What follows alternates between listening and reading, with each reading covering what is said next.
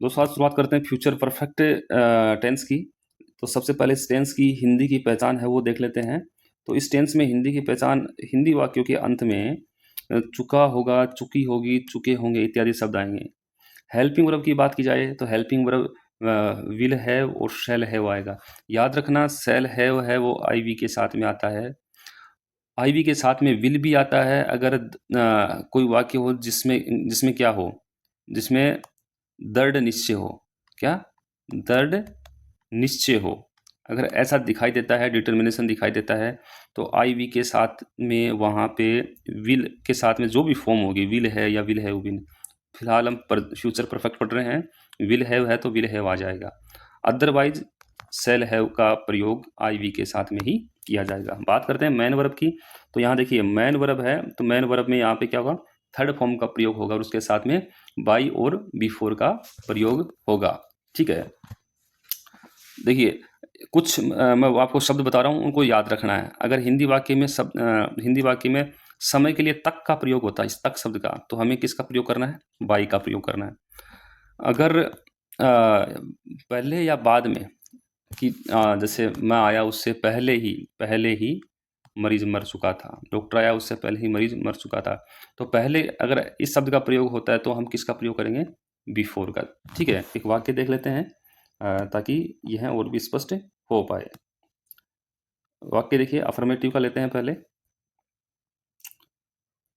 कि मैं किस स्थान पे, अगर हम वह ले लेते हैं, दूसरे को इंडिकेट करते हैं, वह शाम तक घर पहुंच चुका होगा। देखिए ये तो आ गई अपनी टेंस के अनुसार हिंदी की पहचान। ठीक है ना। अब वाक्य का निर्माण करते हैं। फॉर्मूला वही है S H V O, subject, helping verb, verb और ऑब्जेक्ट। तो सबसे पहले सब्जेक्ट क्या है? देखिए यहाँ आई वी सब्जेक्ट नहीं है, बस इतना ही ध्यान रखना है। अगर आई वी नहीं है तो विल हैव का प्रयोग होगा। तो वह के लिए ही विल हैव, पहुंचना, reach, third form reached, reached, घर कहाँ पहुंचा? घर, तो एट होम, एट होम। अब समय का प्रयोग देखिए, समय का प्रयोग इसमें इस टेंस में लास्ट में ही होना है। तो यहाँ देखिए तक आ गया ना, तक, और तक से पहले क्या है? जो भी समय देके रखा है, शाम, तो by evening, full stop. Simple है, कुछ नहीं करना।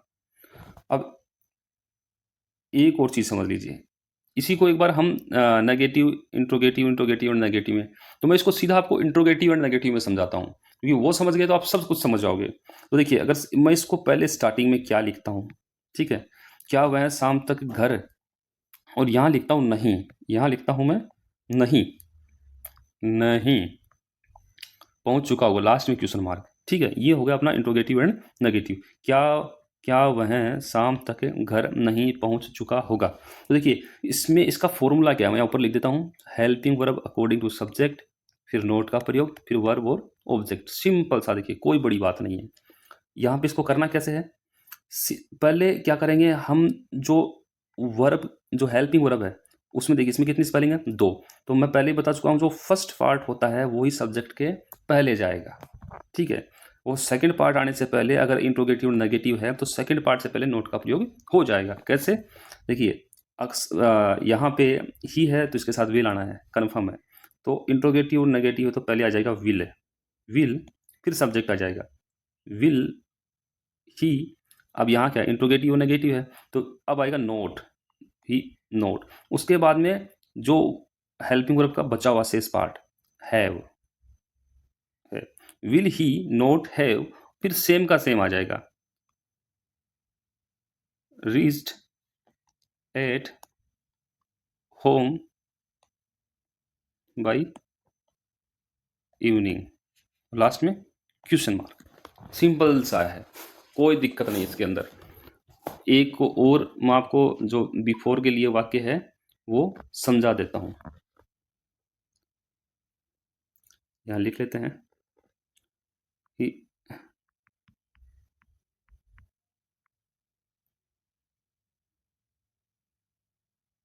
1 सेकेंड, देखिए दोस्तों, ये अपना सेंटेंस है कि तुम मेरे आने से पहले अपना गृह कार्य पूर्ण कर चुके होंगे। अफ़र्मेटिव सेंटेंस है। सेम इसका फ़ॉर्मूला रहेगा कि पहले हमें क्या लेना है, सब्जेक्ट लेना है। तो ठीक है, अब इसमें आपको देखने वाली बात यह है कि इसमें एक नहीं 2 टेंसों के वाक्य हैं। ऐसा भी सेंटेंस बनता है कि यहाँ तुम मेरे आने से पहले अपना गृह कार्य पूर्ण कर चुके होंगे, ठीक है ना? तो पहला स्टेटमेंट तो रहा ये, दूसरा रहा ये। देखिए कैसे, सबसे पहले क्या आएगा, गृह कार्य पूर्ण करने की बात आएगी। इंग्लिश में क्या होता है कि हिंदी का जो लास्ट होता है ना वो पहले आता है। इस बात को आप याद रखिए ऐसे वाक्यों में। तो यहाँ कि तुम यू कि तुम अपना गृह कार्य पूर्ण कर चुके होंगे, पहले ये बात आएगी। तो यू के साथ में क्या आएगा, आई भी तो नहीं है ना, इसलिए सेल हैव नहीं आएगा, तो इसलिए विल हैव आएगा। You will have sorry, you will have, पूर्ण करना क्या, कंप्लीट बोलते हैं ना, तो कंप्लीटेड हो जाएगा third form. You have completed your your homework. You have been completed your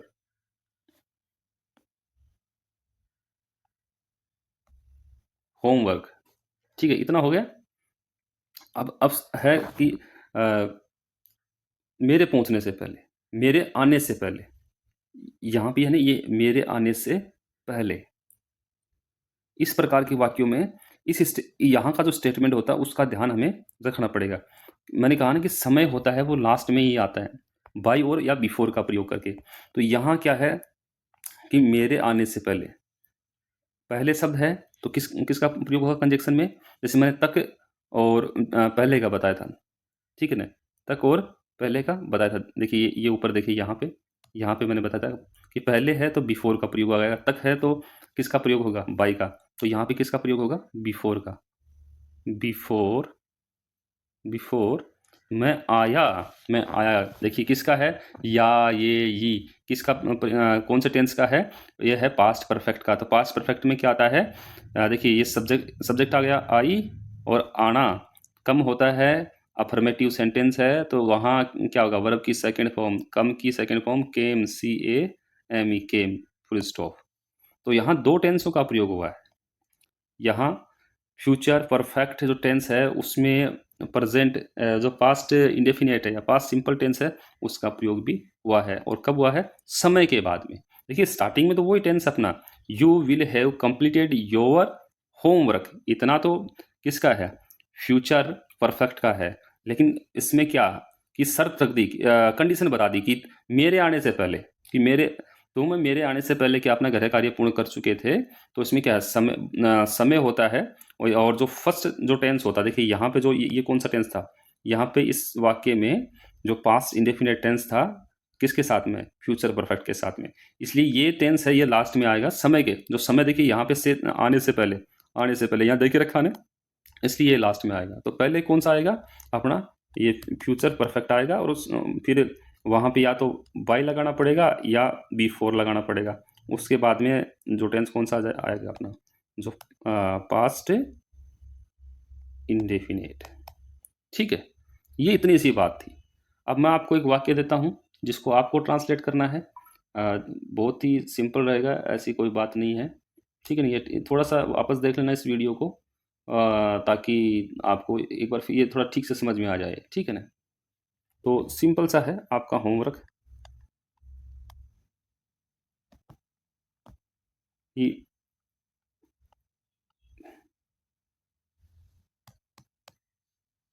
यहाँ तुम्हारे तुम्हारे आने से पहले मैं अपना भोजन ग्रहण कर चुका था, चुका होगा।